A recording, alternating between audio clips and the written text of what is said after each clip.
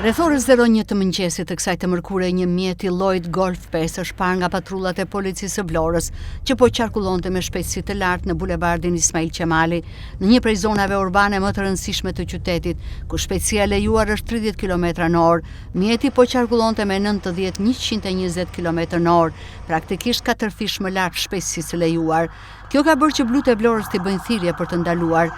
Por mjeti nuk i ishte përgjigjur urdhrit të policisë, ku drejtuesi i tij, një i mitur së bashku me pasagjerin në moshë rreth 14-15 vjeç, kanë shtuar shpejtësinë në bulevard duke mos u përgjigjur kësaj thirrje.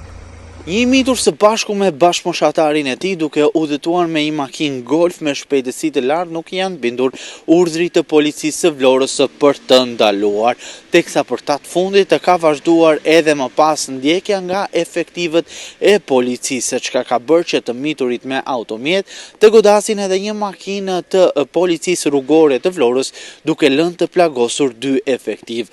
Më pas kanë shkuar në drejtim të lagjes së Partizani, duke lënë aty mjetin dhe duke humbur gjurmët e policisë. Disa orë pas ngjarjes mësohet se janë vetë dorëzuar në polici. Policia ka nisur hetime për të ngjarje dhe do të jap më tepër detaje.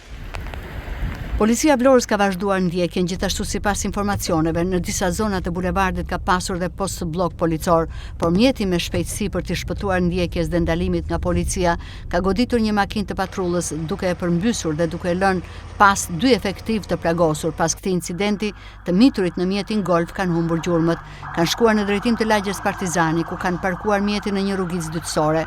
Disa orë pas ngjarjes, në praninë e prindërve bëhet me dije nga burimet policore se janë vetë dorëzuar në polici. Blut e Vlorës për këtë ngjarje kanë nisur hetimet, janë sekuestruar kamerat e sigurisë në disa biznese përgjatë bulevardit për të bërë të mundur zbulimin e dinamikave të kësaj ngjarje. Fatmirësisht efektivët e policisë kanë pësuar dëmtime të lehta dhe janë jashtë rrezikut për jetën, ku kanë marrë ndihmën mjekësore në spitalin e Vlorës.